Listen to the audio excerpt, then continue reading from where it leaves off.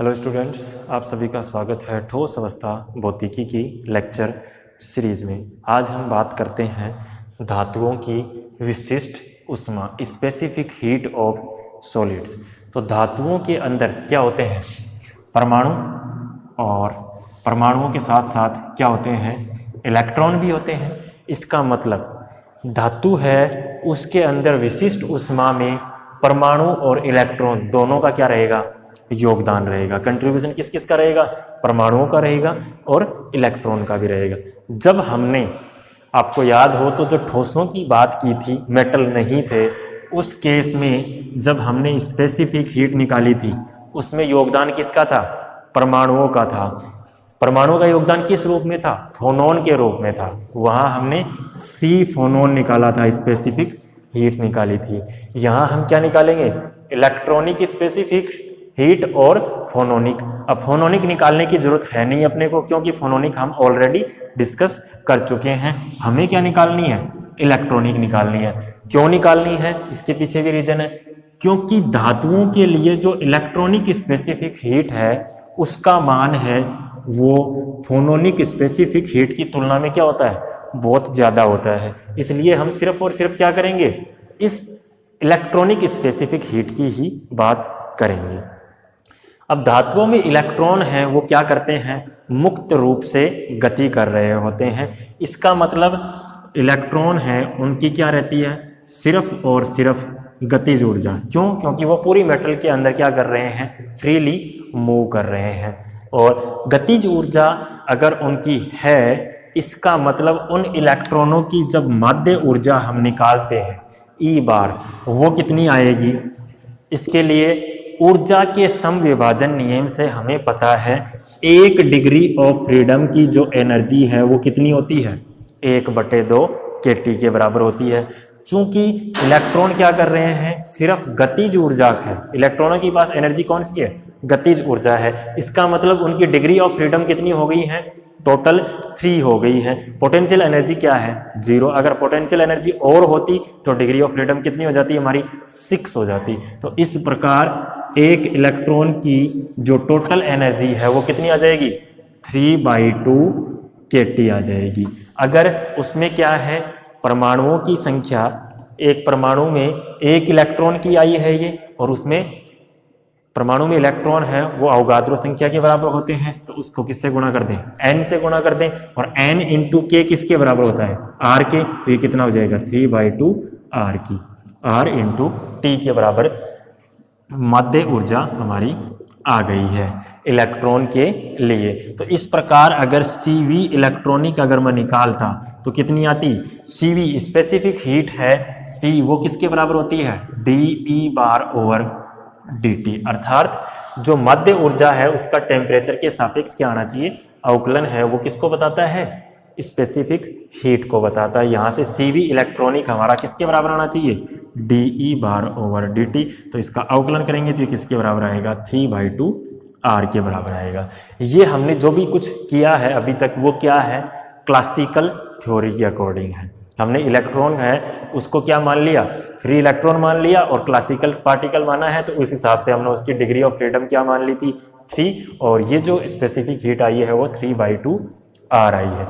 लेकिन जब experimental results देखे गए तो उनमें पाया गया जो धातुओं की विशिष्ट ऊष्मा है, धातुओं की विशिष्ट ऊष्मा है, वो इस 3/2 r से क्या है? 100 गुना तक कम आई। क्या आई? 100 गुना तक कम पाई गई। क्यों पाई गई? तो ये बात क्लासिकल थ्योरी तो नहीं समझा पाई, इसलिए क्या किया गया? इसको समझाने के लिए फर्मी डिराक डिस्ट्रीब्यूशन काम में लिया गया। और वो क्या कहता है? उसके अकॉर्डिंग, जैसे सपोज करो ये हमारी क्या है? फर्मी एनर्जी है। क्या है? फर्मी एनर्जी है। तो धातुओं के अंदर, अभी जब हमने क्लासिकल थ्योरी देखी थी तो हम मान रहे थे कि जितने इलेक्ट्रॉन है वो सारे के सारे क्या कर रहे हैं? स्पेसिफिक हीट में योगदान दे रहे हैं। यही माना था ना हमने। लेकिन रिजल्ट है वो इससे 100 गुना कम आ रहा है। इसका मतलब क्या हुआ? इसका मतलब ये हुआ कि इस स्पेस, जो फर्मी एनर्जी के आसपास के जो इलेक्ट्रॉन है, सिर्फ वही इलेक्ट्रॉन किसमें पार्टिसिपेट कर रहे हैं? स्पेसिफिक हीट में कर रहे हैं, बाकी नहीं कर रहे हैं, इसलिए ये स्पेसिफिक हीट क्या आ रही है हमारी, कम आ रही है। तो हम क्या करते हैं, उन इलेक्ट्रॉनों की संख्या निकाल लेते हैं जो स्पेसिफिक हीट में योगदान दे रहे हैं, बाकी से हमें मतलब ही नहीं है। तो उन इलेक्ट्रॉनों की संख्या हम कैसे निकालें, इसके लिए हमने डेंसिटी ऑफ स्टेट पढ़ी थी, वहां से हमने dn निकाला था और उसकी वैल्यू कितनी थी हमारी, dn की वैल्यू थी Fe इंटू ZE DE, जहां ZE क्या था, डेंसिटी ऑफ स्टेट था, और Fe क्या है, फर्मी डिराक डिस्ट्रीब्यूशन फंक्शन था। क्या था, फर्मी डिराक डिस्ट्रीब्यूशन फंक्शन था। इससे हमें क्या मिल जाएगा, नंबर ऑफ इलेक्ट्रॉन डेंसिटी मिल जाएगी, अर्थात इलेक्ट्रॉनों का संख्या घनत्व यहां से हमें मिल जाएगा। तो वो कितना आएगा, इससे आ जाएगा इस फॉर्मूले से। ZE हमें पता है, हमने निकाला था पिछले लेक्चर्स में, ZE डेंसिटी ऑफ स्टेट थी, वो कितनी आई थी, 0 केल्विन पे फर्मी एनर्जी के टर्म्स में हमने लिखी थी। तो इसकी वैल्यू आई थी हमारी 3/2 n e की पावर 1/2 अपॉन EF 0 की पावर 3/2 आई थी। तो यहां से हम लिख सकते हैं dn की वैल्यू, वो कितनी आ जाएगी, देखो dn हमारा आ जाएगा 3/2 n e की पावर 1/2 अपॉन EF 0 की पावर 3/2, और साथ में क्या है, Fe है इंटू DE, मान रखा हमने ZE का और कुछ नहीं किया है। ये हमारे पास क्या आ गया, इलेक्ट्रॉनों का संख्या घनत्व आ गया है, जो किस में पार्टिसिपेट करेंगे, स्पेसिफिक हीट में पार्टिसिपेट करेंगे।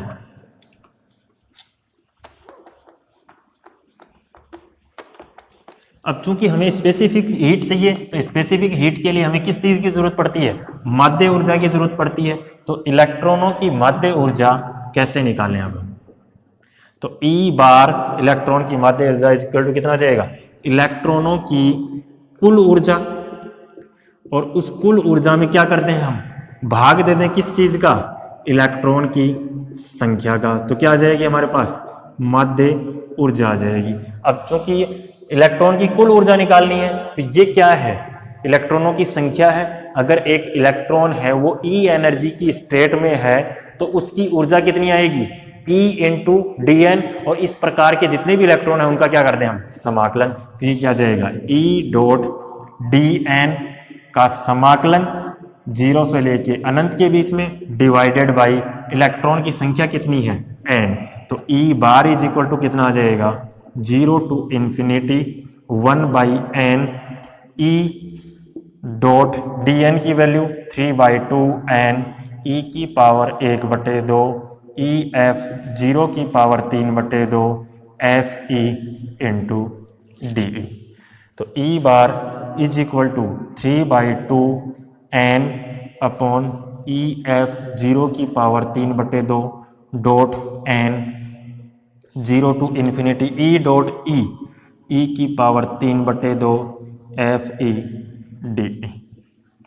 ये हमारे पास माध्य ऊर्जा आ गई है। इस माध्य ऊर्जा में n से n कैंसिल हो गया। हमें किसकी जरूरत है, इस समाकलन की जरूरत है। किसकी जरूरत है, इस समाकलन का मान हमें पता होना चाहिए। क्योंकि ये समाकलन क्या है, एक डिफिकल्ट समाकलन है। तो इसको सोल्व करने के लिए हम क्या कर सकते हैं, इस Fe को, ये जो क्या है, Fe क्या है, ये फर्मी डिराक डिस्ट्रीब्यूशन फंक्शन है। Fe जो कितना होता है अपना 1 upon exponential power E minus EF upon KBT plus 1 होता है। तो इसकी वैल्यू जब यहाँ रखेंगे और फिर इसका समाकलन करने की कोशिश करेंगे, तो ये एक डिफिकल्ट समाकलन है जो आसानी से नहीं हो सकता है। इसको करने के लिए इस Fe का हम क्या करते हैं, श्रेणी सन्निकटन प्रसार करते हैं। क्या करते हैं, श्रेणी सन्निकटन प्रसार करते हैं। और वो प्रसार करने के बाद क्या करते हैं, हम इसको सोल्व करते हैं। तो हम ऐसा नहीं करेंगे, इसका डायरेक्ट सॉल्यूशन याद कर लेते हैं। तो वो सॉल्यूशन कितना आ जाएगा, 0 टू इंफिनिटी E की पावर 3/2 Fe DE।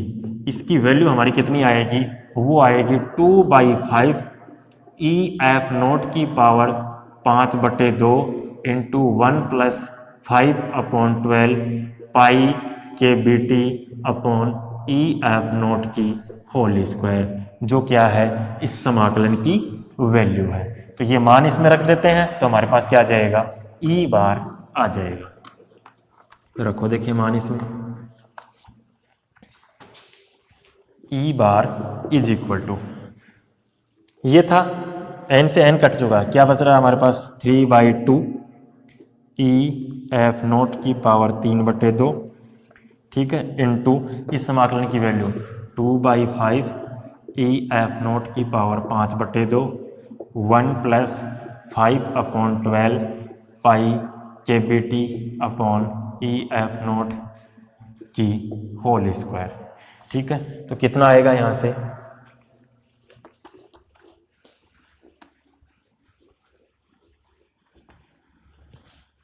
यहाँ से हमारे पास आ जाएगा E bar is equal to 2 से 2 कैंसिल 3/5 EF0 की पावर 3/2 EF0 की पावर 5/2, कितना बच गया EF0 1 + 5/12 पाई के BT अपॉन EF0 की होल स्क्वायर, ठीक है।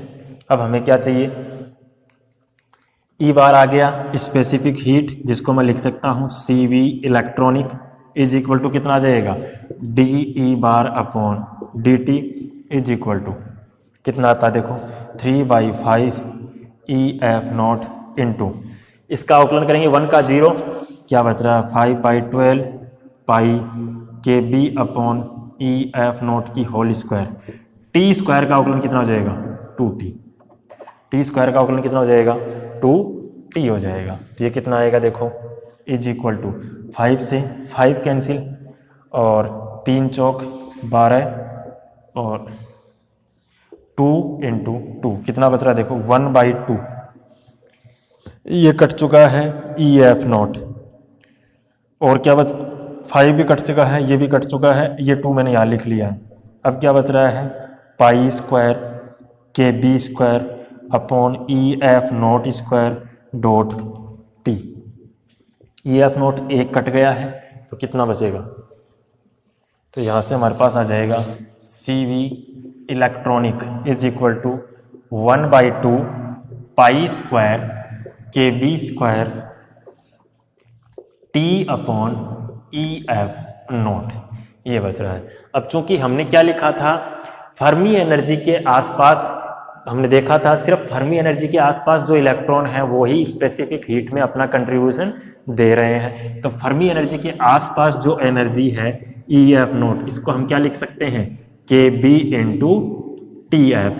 तो CV इलेक्ट्रॉनिक हमारा कितना आ जाएगा 1/2 pi square KB square T upon KB TF, KB से कैंसिल हो गया is equal to 1/2 pi square into KB T upon TF। यहाँ से हम देख रहे हैं CV इलेक्ट्रॉनिक है वो किसके समानुपाती आ रही है, टेम्परेचर के समानुपाती आ रही है। तो ये हमारी क्या है, धातुओं के लिए specific heat, electronic specific heat of metals. Next lecture में हम बात करेंगे थर्मल कंडक्टिविटी की और उसके साथ हम वीडमान फ्रेंज लॉ वो नेक्स्ट लेक्चर में हम देखेंगे। Thank you.